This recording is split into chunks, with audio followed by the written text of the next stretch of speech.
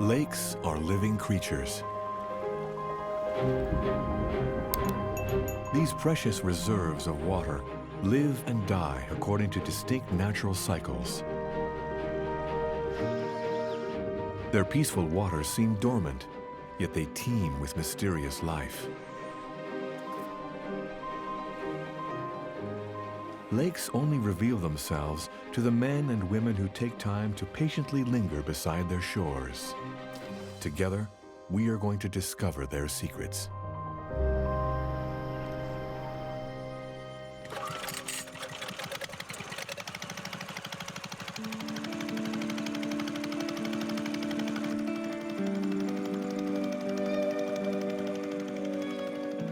The rhythm of an entire country, Cambodia, follows the cycle of this lake. At the heart of the Khmer Kingdom, this huge and bounteous lake forms the greatest reserve of fresh water in Southeast Asia. Its name, Tonlé Sap.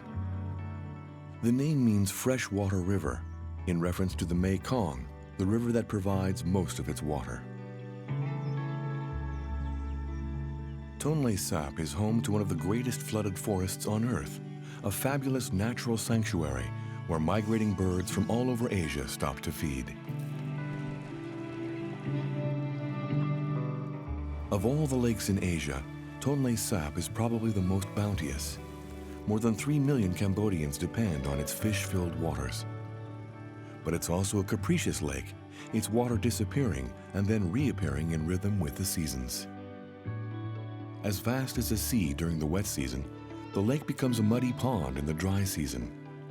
The fortunes of the planet's last great food larder lake depend entirely on the cyclical return of its waters.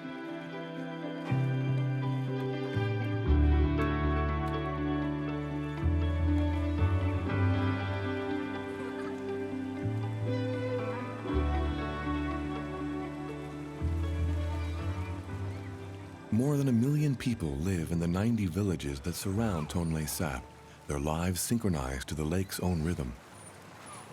It shelters, transports, and feeds all these people who have adapted to the waterborne life the Tonlé Sap imposes on them.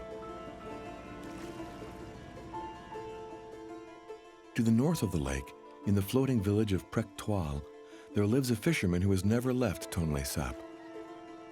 Khu Yan lives in harmony with the lake, its cycles governing every moment of his existence.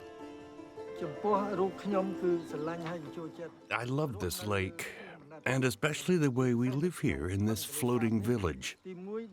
Living here is a question of what you're used to. Everything's made easy for me. Bathing, getting around by boat. I don't feel comfortable on dry land. I can't ride a bike or a motorbike.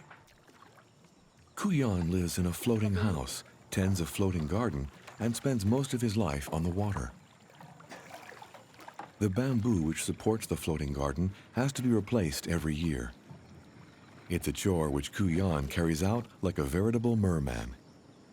I was born on the lake.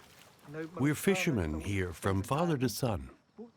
I know Tonle Sap by heart, and all the fish which live in it, including those which hide in the mud. I also know the wind, the directions it blows, the mass movements of the fish.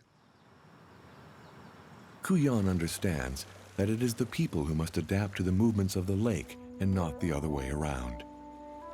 For Tonle Sap is an ever-changing ecosystem which leads a double life. The lake empties and fills up again according to a seasonal cycle which it imposes on all lakeside life. When the waters have gone, the lake becomes a veritable swamp. When they return, the lake spreads out again, no respecter of boundaries. The entire lakeside ecosystem depends on this primordial aquatic cycle. Every year between May and June, the monsoon returns.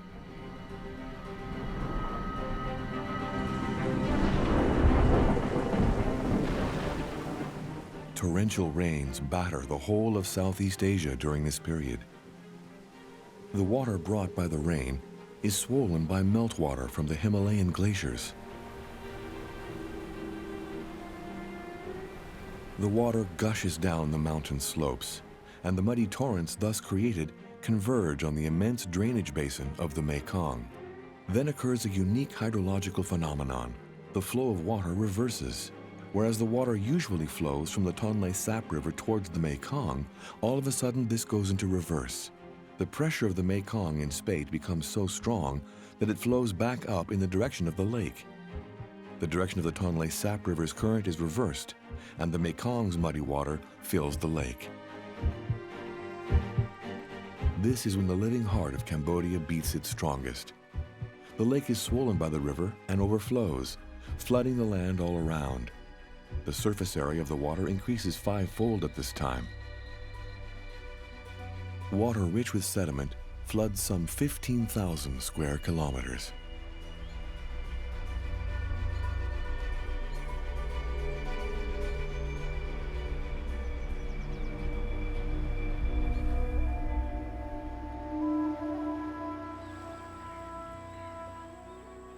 At this time, Tonle Sap's ecosystem undergoes a radical transformation.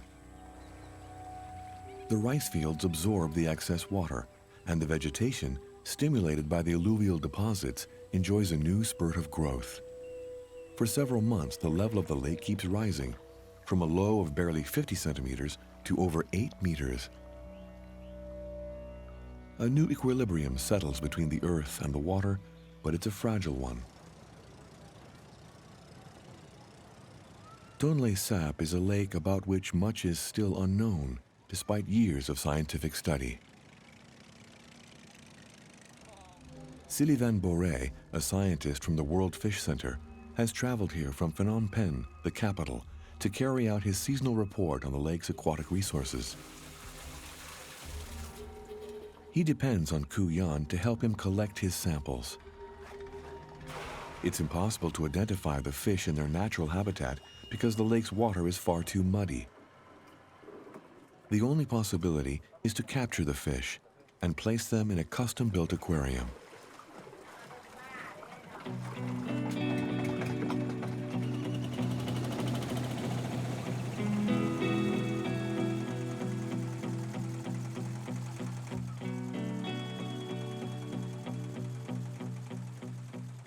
There has been little research done on the fish of Tonle Sap, and yet they are of vital importance to Cambodia. They provide a third of the protein consumed by the population, but no one knows just exactly how long the lake will be able to go on providing fish in such quantity. For Tonle Sap and its fauna, the intensity of the monsoon is a decisive factor. Was the flood extensive enough this year? Was it sufficiently high in nutriments? The good health of the fish's habitats, and therefore the abundance of future catches, depend on this muddy water.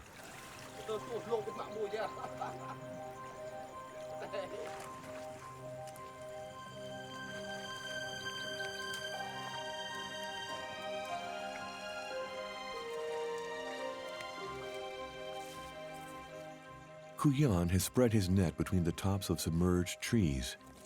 He knows that these flooded trees, rich with insects and berries, shelter many species of fish.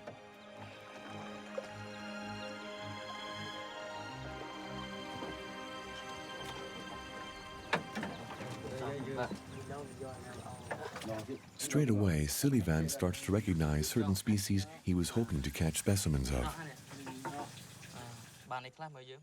See what we have here. That's a Puntioplites, a panga.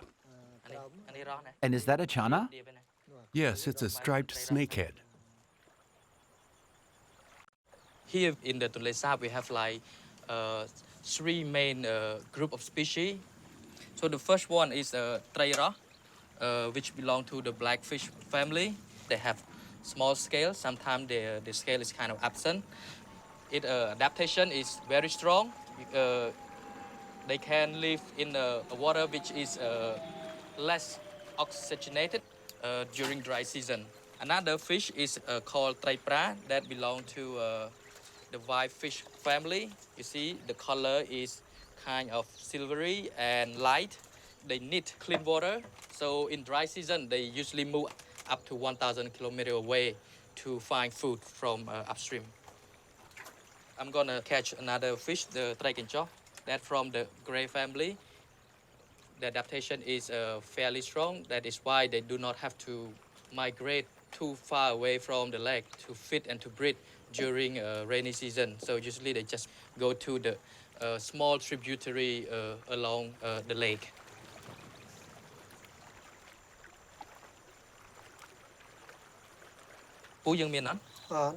It seems that we do not have the catfish in the tank right now, but we're gonna go and find it where it is.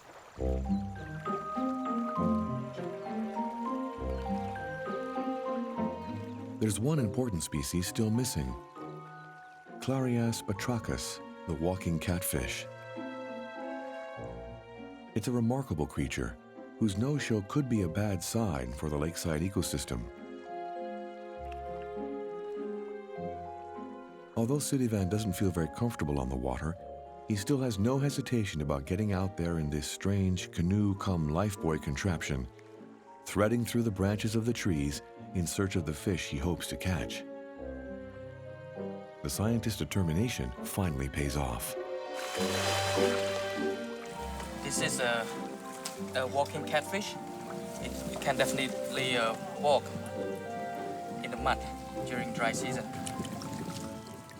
It's a fish one must handle with caution because of the stings in its fins. See, jump.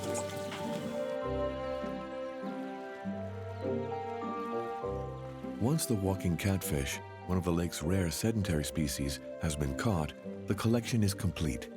The lake has a full complement of black, white, and gray fish species. Thanks to the flood, this year again there'll be good fishing.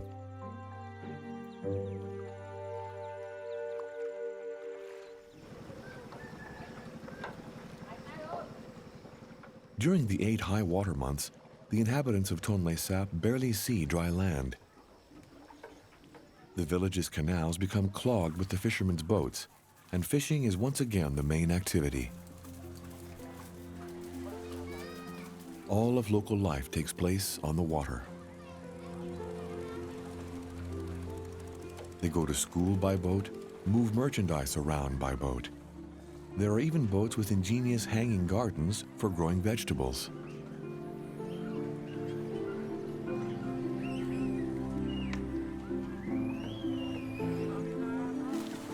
The majority of those who fish Tonle Sap live on the water.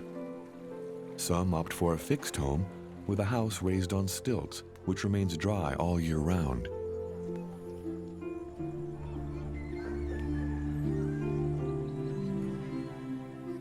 But in Prek Tol, most of the families have gone for the originally Vietnamese option of a floating habitat, made of boats with rafts moored between them.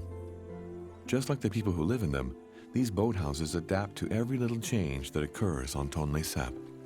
They follow its movements, traveling up and down in accordance with the lake's own rhythm. Kuyan has always lived in just such a house. Like many other Tonle Sap fishermen, he raises Siamese crocodiles in floating cages. Previously present in great numbers in the lake, these creatures are now rare in the wild. In a few months, once these have grown big enough, the best specimens will be sold in Vietnam or Thailand, where their skin will be used to make bags and shoes.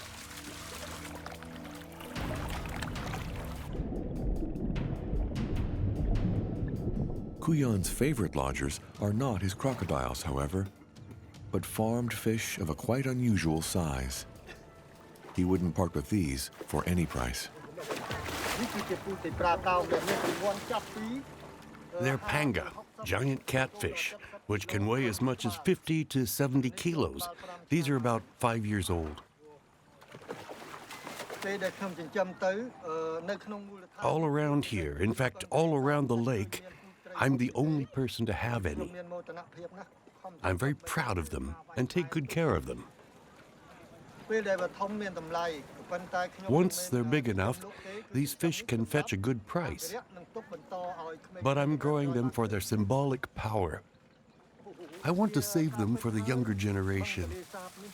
Tonle Sap is very important to everyone in Cambodia. It feeds the people. Its fish provide us with protein, and we can cook all sorts of different dishes with them. គឺអាចធ្វើម្ហូបបានច្រើនយ៉ាងហើយត្រី We sell our fish in the neighboring countries as well as in Cambodia itself. អញ្ចឹងធ្វើឲ្យប្រជាពលរដ្ឋពិត The entire population of the country depends on the lake. បឹងទន្លេសាបនេះពិតប្រាកដមែន The water goes on rising until October. By the time it reaches the highest level, only the flooded forest treetops can still be seen.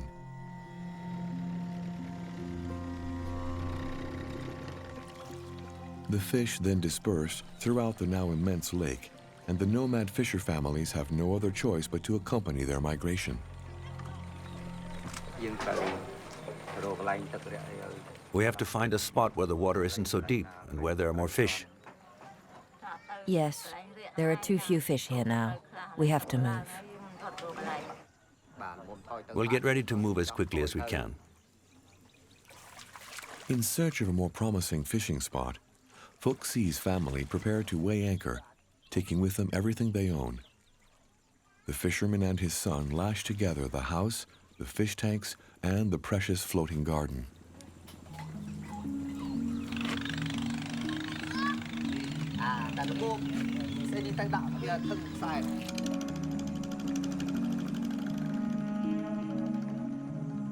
Towed by a tiny powered canoe, the impressive convoy gets underway.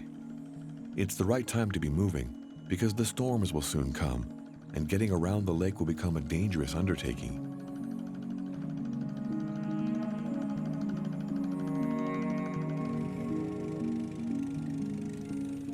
The fishing families move their homes in this way up to 12 times a year, going wherever the migrating fish lead them.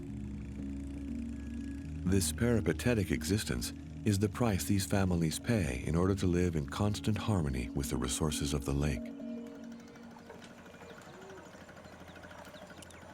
On an assignment for the World Conservation Society, biologist Simon Mahood sets out from Kompong Phluk for the flooded forest, the most unusual ecosystem throughout the whole of Tonle Sap. Covered in water for several months of the year, this remarkable forest is able to survive thanks to vegetation equally well adapted to life underwater as in the air. It's an ecosystem that used to cover 10,000 square meters, but now only a fraction of that still remains, making it all the more precious. The Tonle Sap supports a huge area of flooded forest, about 300 kilometers square. There are only 4 or 5 species of trees able to survive these harsh conditions of the drought and the flood every year. At this period of the year, the most interesting specimens are to be found under the water. Have you got one? Yes. Yes, this is it. This is the only tree that photosynthesizes underwater in the Tonle Sap. Barringtonia acuticulara. This is incredible. This tree doesn't lose its leaves, even when it is inundated by water for 5 whole months. The fish swim amongst its branches and may take food off the leaves. The tree also produces flowers and fruit underwater. And so the flowers are pollinated by fish, and the seeds are dispersed by fish also. It's amazing.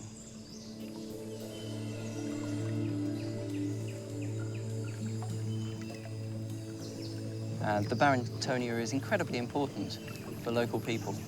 It has shiny, waxy leaves. Local people pick them and put them in salads and soups. The roots of the tree have also traditionally been used to treat malaria and other diseases.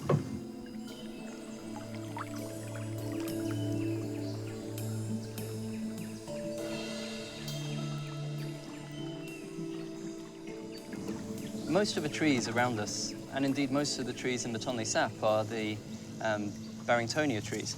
But this tree close to us here, this is the Gyrospirum cambodianum.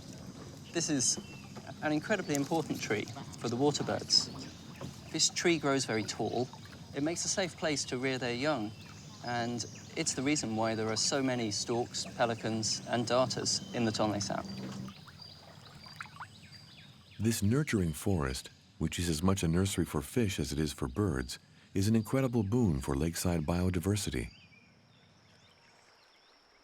Wet forests like this are very rare in Asia today. So important and unique is this freshwater mangrove swamp that UNESCO classified it as a biosphere reserve in 1997.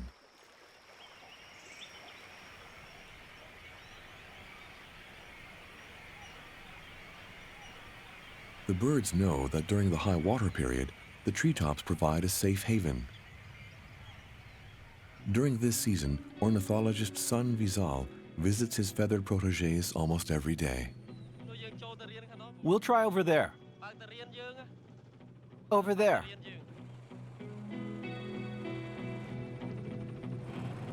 The Prectole Reserve is a bird sanctuary born of a collaboration between French Association Osmos and the Wildlife Conservation Society. Hello. The park rangers are almost all former poachers. Perched high in the Barringtonia treetops like the birds they observe, Sun Vizal's team keep 30 or so platforms permanently manned.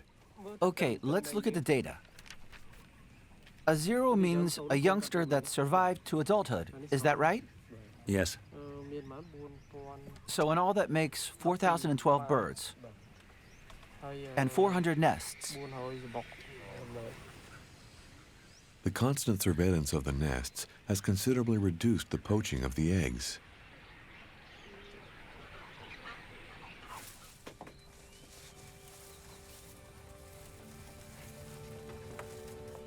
In order to get a closer look, Sun Vizal has had special observation platforms made.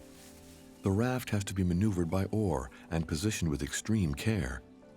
And then there might be a long wait of several hours before the birds dare to return to their nests. It's Tonle Sap's hydrological cycle which gives the whole region such a rich biodiversity. The fish get all the food they need in the lake. And it's because of the fish that the birds nest and lay their eggs here. Because of the abundance of fish, the lake attracts certain species of birds that are going extinct all over Southeast Asia. They spend 6 months here, time enough for them to reproduce.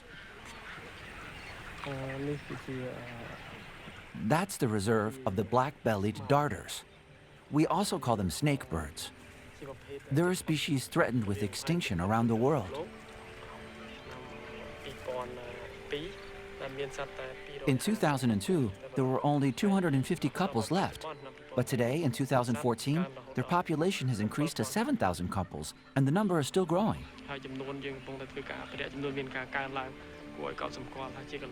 The reserve is unique in Southeast Asia. There are so many of them that they completely cover the trees. It's amazing. But this constant surveillance of the birds is not enough. Some effort must be made to involve the local people in their protection. Sun Vizal knows that school children from the surrounding villages will make excellent spokespersons for his cause. What does the red poster show? The birds of Tonle Sap that are under threat. Who can show me the egret? Have you ever seen one or eaten one? No. By initiating the lake's children into the practice of bird watching, Sun Vizal hopes to make them understand the importance of preserving Tonle Sap's rare species. Darters, storks, ibises, and herons will soon take to the skies once again on their migratory journey. They won't return to Prectole for several months. Every year, dozens of bird species, including some that are now extremely rare, find a precious refuge here.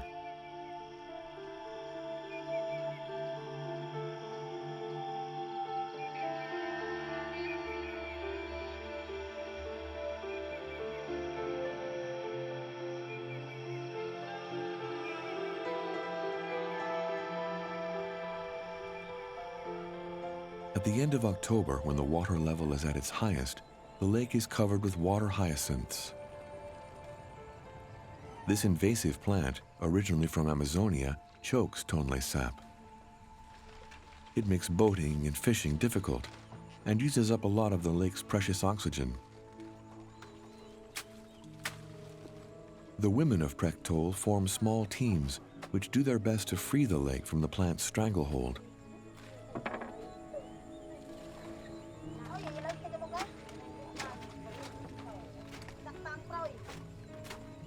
They side the hyacinths by the armful. Their roots are used as compost, the flowers are eaten, and the stems are plaited to make hammocks. This way, the women of Prectol have turned this yearly scourge into a useful resource. When the water hyacinths are proliferating and the snakes are swimming at the surface, the water has reached its peak. For Cu Yan, it's time to start a new type of fishing. This one's been dead a while. The hyacinth groves are the preferred habitat of the water snakes and the small fish on which they feed.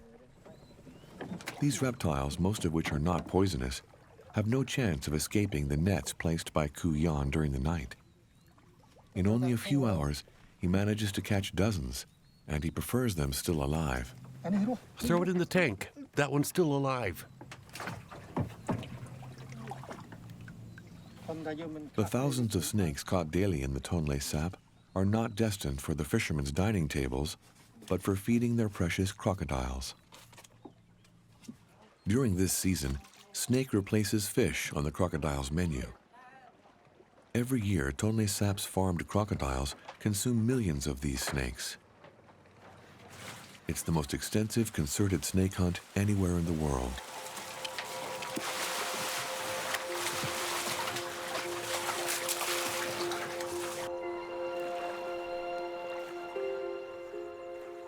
In November, the water level starts to drop. The phenomenon which began 5 months ago now reverses, and the flow of the water changes for the second time. Nature and people must once again adapt to the changes forced on them by the lake. The Mekong's flow is considerably diminished, and the Tonlé Sap River can finally resume its role as an outlet. The water flows once again from the lake to the river, and Tonlé Sap begins to empty out. The beating heart of Cambodia contracts as its vital precious liquid pours away. It's the beginning of a new period in the life of the lake, the low water season. The lake doesn't disappear entirely, but in a few months its surface area shrinks from 15,000 square kilometers to only 3,000. It's a clear signal for the fish.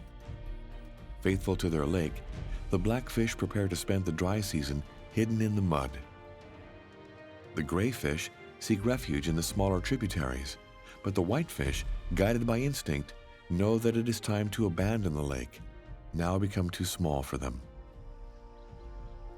They leave the lake in which they grew up, reach the Mekong, and then head upstream to the falls further north. But their voyage upstream is not without its dangers. They have to get past the dais, the formidable floating fisheries which bar their way. This is where the Cambodian fishermen are waiting for them. On the dais, the fishing is quite miraculous, with an enormous daily catch.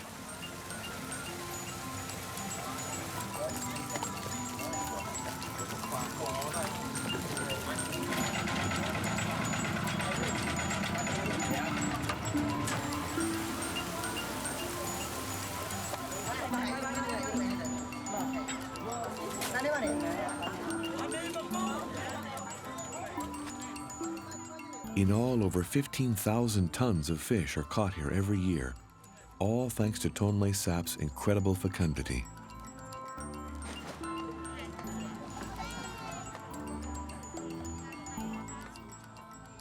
The most sought-after species are sold in the local markets, while the rest is made into praok, a fish paste which can be kept for months.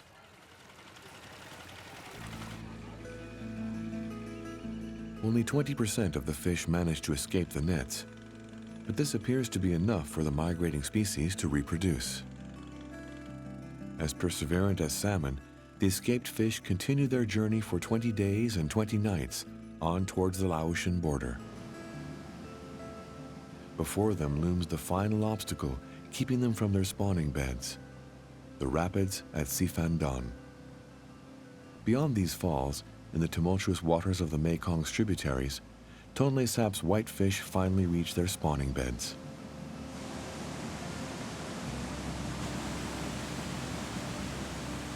At the next monsoon, their tiny young will swim back down the Mekong, so that they too can grow to adulthood in the muddy water of the Great Lake.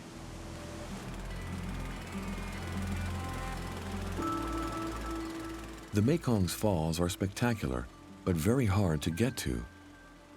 It's a spot that Thai photographer Suthep Kritsanavaran has become particularly fond of. For the last 10 years, he's been coming back every year to photograph the fishermen of the Mekong Rapids.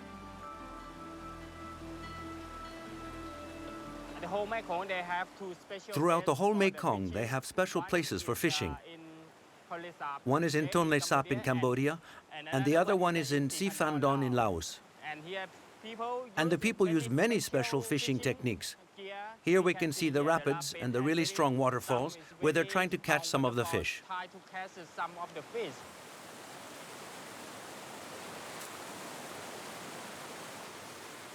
Here, Siphan Don is in the middle.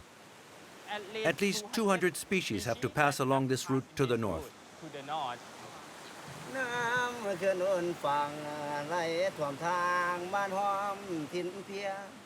Because he's willing to take the same risks as the acrobatic fishermen, Suthep has gained their trust and been able to take his incredible photos.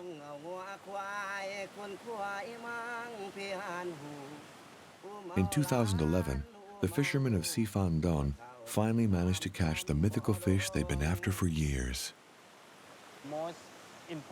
The most important picture for me is the giant catfish that they caught in the Sahong Channel. So I was waiting for that shot for 2 or 3 years.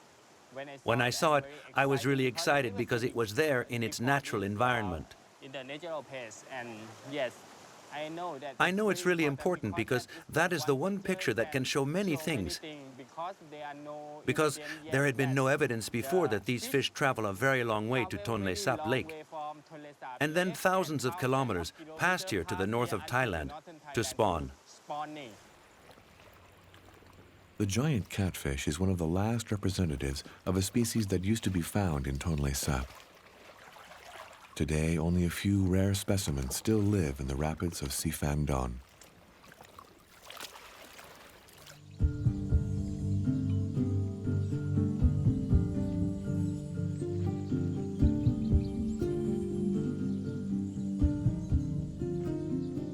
In May, several months after the second reversal of the water flow, Tonle Sap has reached its lowest level. Rice fields and roads reappear, where before there was only water. The mud, which is omnipresent in this season, is not considered a problem, but a great treasure offered up by the lake. The sediment brought by the flood is deposited everywhere. This mixture of earth and water makes an ideal soil in which to grow rice. For the inhabitants of Tonle Sap, a new life now begins. Fishing becomes a secondary activity carried out by children and old men. Yesterday's fishermen have put away their boats and turned into farmers for a season. There's no time to lose. Barely have the waters receded before they're working the soil, planting, and then harvesting. The few months before the next flood are just enough to ensure the yearly rice harvest. Kampong Fluke has emerged from the lake. The usually waterbound lake village can now be walked through. On either side of the village, a narrow, muddy channel is all that remains of the Great Lake. The elevated Khmer houses are now only accessible by ladder. A few stubborn fishermen still ply their trade, but all the others have already opted for life on the land. Fishing biologist at the World Fish Center, Eric Baran has been carefully observing Tonle Sap for almost 20 years. In between his research missions on the Mekong, the scientist regularly returns to check the health of the lake. It's a real pleasure for me to come back now, because when we were here in August, the water reached all the way up to the houses. And now look at the difference. You can see all the fishing apparatus, the forest of wooden stilts. They're taking this opportunity to repair their fishing gear. During the dry season, the inhabitants of Kampong Phuoc devote a lot of time to the maintenance of their fishing equipment. Life on land kicks off again at the feet of the Spider House, and kids relearn how to ride their bikes. They play ball next to the prawns spread out to dry on the ground, on the very spot where a few months earlier they were swimming.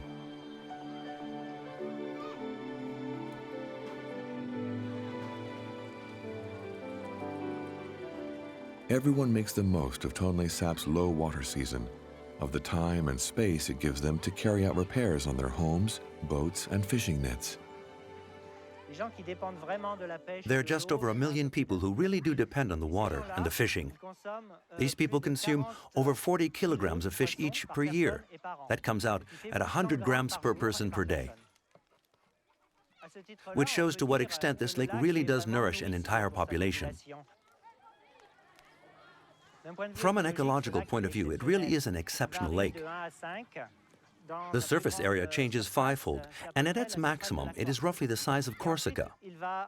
Then when it shrinks to its minimum, it becomes extremely hard for the fish species to survive because it's so shallow. It goes from a depth of about 8 meters to just 1 meter, or even half a meter. The water gets very warm, and there's very little oxygen, so there are few species that can survive.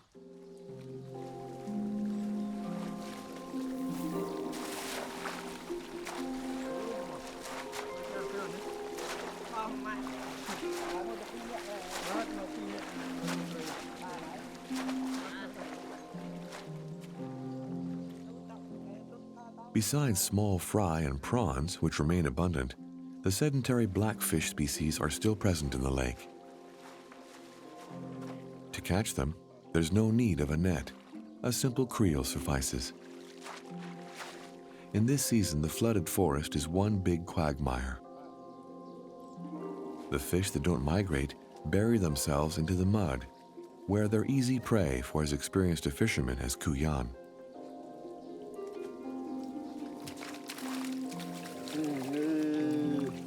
I've caught a walking fish. It's a fish that survives in the mud. It's a really clever fish because it can adapt to both seasons. It can get around and move over land like that. The changes that the lake undergoes have led to the striped shana evolving the ability to move about on land during the dry season. The amazing fish, which has both gills and a primitive lung, can breathe air and uses its fins to walk out of the water. Half aquatic, half terrestrial, it really is a perfect symbol for the inhabitants of Tonle Sap. By stubbornly continuing to fish during the dry season, Kuyan is something of an exception. Most of the villagers devote themselves during these months to their rice fields. It's also in the rice fields that most of Tonle Sap's water snakes take refuge. This is where Nan T comes to hunt them. Considered one of Cambodia's top reptile experts, this scientist is here to study the effect that the intensive hunting of the past few months has had on these creatures. Oh, this is a rainbow snake. This is a species that very common in Tonle Sap and around Cambodia.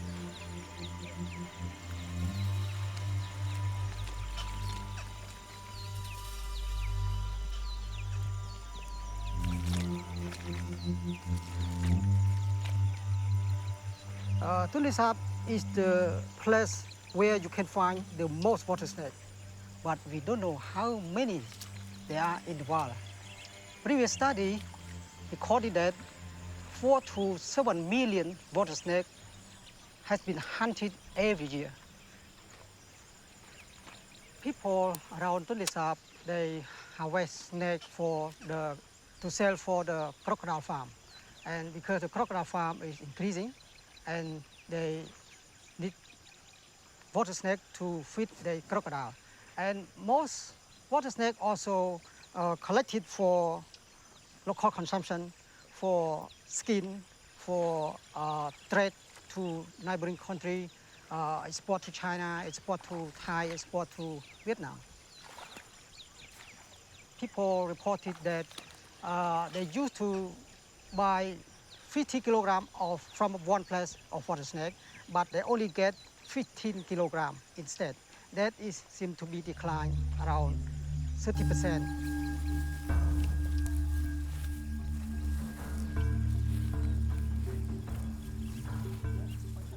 Another iconic creature of the region, the python, is today threatened with extinction, which could have serious consequences for the local human population.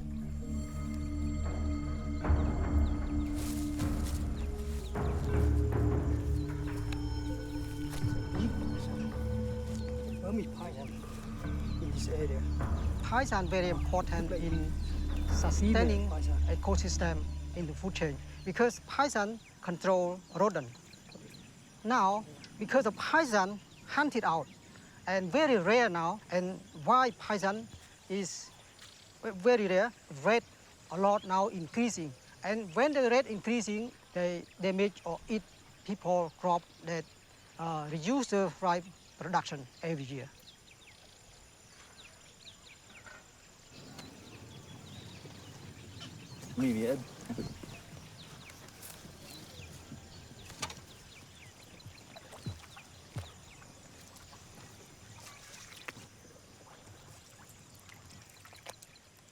The uncontrollable proliferation of rats and other pests could turn out to be a very serious consequence of snakes disappearing from Tonle Sap.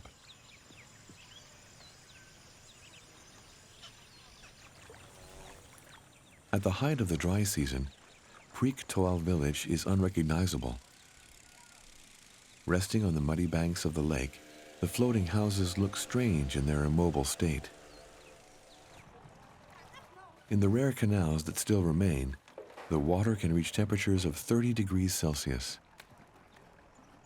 For Cu Yan, it's time to move his crocodiles onto the land. Transferring the creatures to their new habitat requires a great deal of care. It's a delicate operation. The crocodiles mustn't be hurt. And neither, of course, must their owner.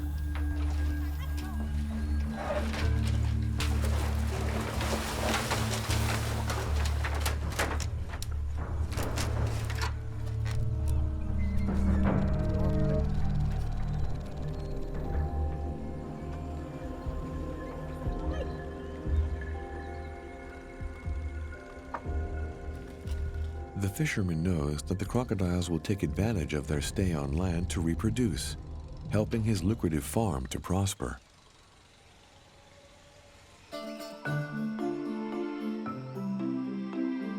With the water all now gone, the flooded forest is completely changed.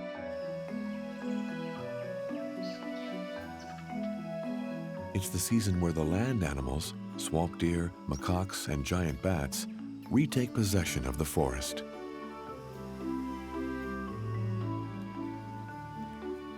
Near the villages, the now accessible forest becomes a valuable resource for the human population.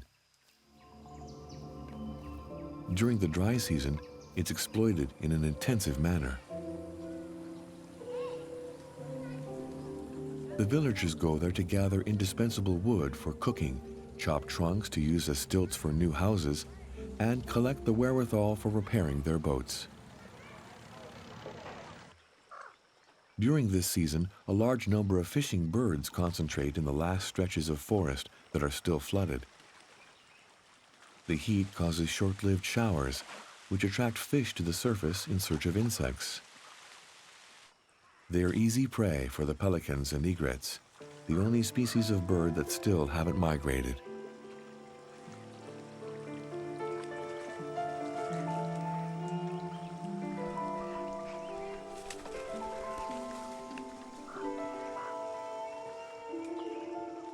Simon Mahood is back at his favorite spot, the bird reserve at Prektual. He's come to take over from his colleague, Sun Vizal, and draw up a provisional report on their actions here. The floodwaters are low and all of the trees are visible above the surface of the water now. It's completely different to when we were here at the height of the flood season in November.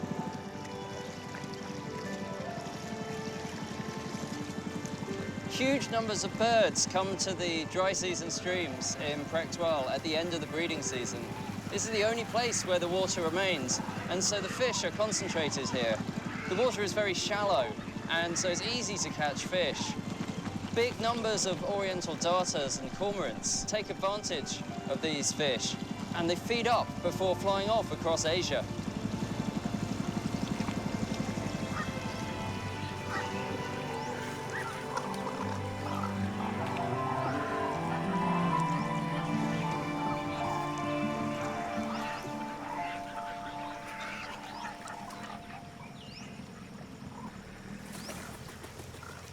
There's a huge fish in front of us.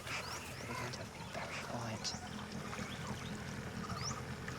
The birds have been hunted for hundreds of years by people, and so they're afraid of people and they're afraid of folks.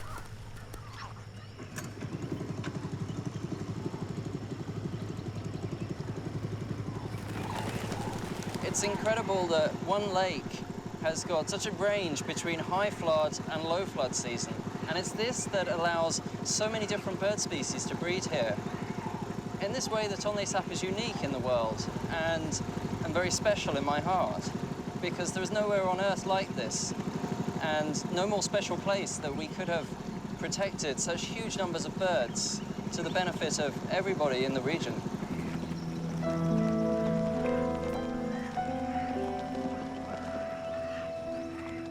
For how much longer can Tonle Sap go on playing its protective role? Eric Baran knows that major changes are underway, far from the lake, in the northern stretches of the Mekong. The scientist has a lot to be concerned about.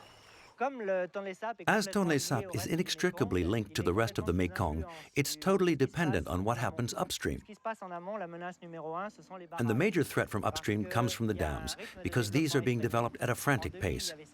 In 2000, there were 16 dams. By 2030, there will be somewhere between 77 and 88. That breaks the whole system into segments. It holds back the flow of sediment, and there'll be a big reduction in fertility. The people don't have enough time to adapt to that.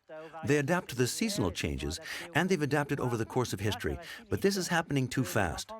The children won't have the time to go to school for years to learn new ways of earning a living. The impact of this rapid development will be all kinds of nutritional and social problems. It's not the dams themselves that are the problem. The system is evolving. People need electricity, but it's all going too fast.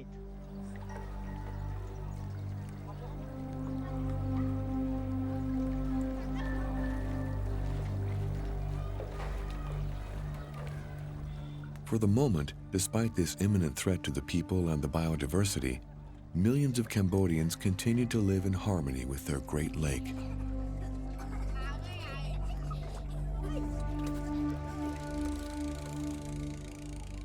The inhabitants of Tonle Sap cannot imagine that one day things may no longer be like this, and that the lake will no longer provide them with all its riches.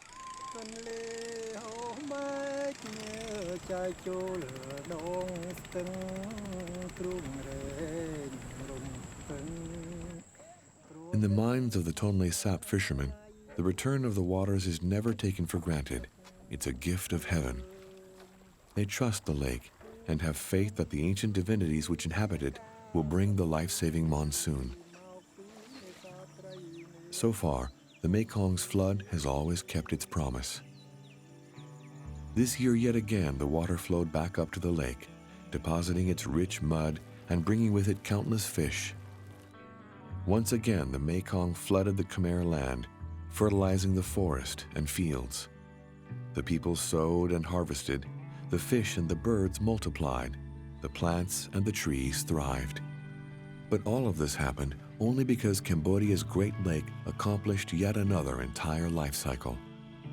Once again, Tonle Sap, the bounteous lake, gave far more than was ever asked of it.